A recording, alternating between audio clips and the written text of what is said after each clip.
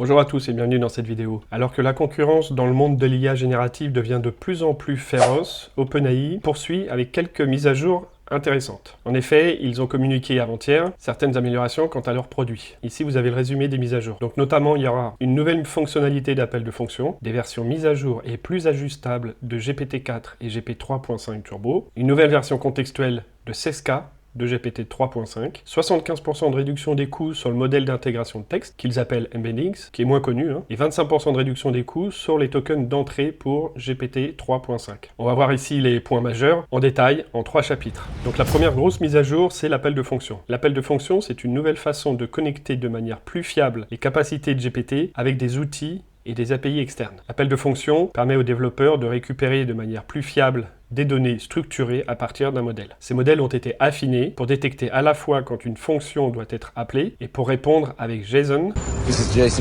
qui adhère à la signature de la fonction.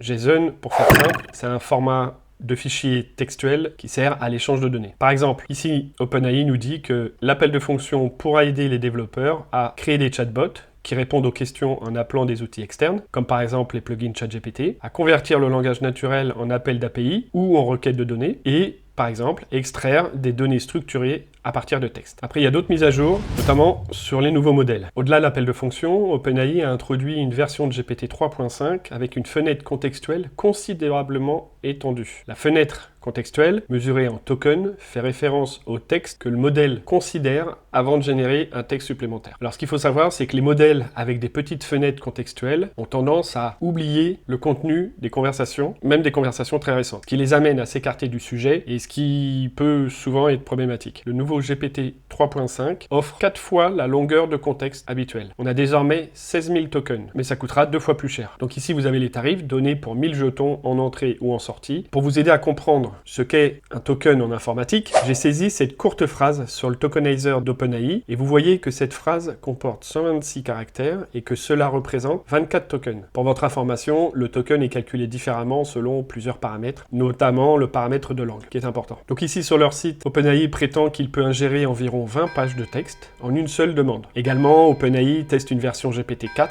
avec une fenêtre de contexte de 32 000 tokens. Alors tout ça c'est à suivre car on est encore loin des centaines de pages que le modèle phare d'IA anthropique peut traiter à aujourd'hui. Bien sûr, il y a également une baisse des tarifs et ça va intéresser les gros consommateurs de data. OpenAI a dit qu'il réduisait le prix de GPT 3.5 de 25%.